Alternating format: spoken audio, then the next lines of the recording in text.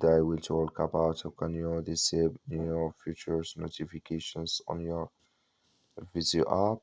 So we'll go to figure out the solution or know how you can do that on your app. Just follow these ways, then it's going to work with you. So all you have to do, just go down here, click here on account down here. When you just click on account, it's going to take you to this list. Then all you have to do now, you just click here on notifications. Then it's going to enter with you to this list here. Just switch into open video here. So then you come here to new features, just click in this sign or this color. Like you see color, it's gone. That's made here new features notifications disable with us now.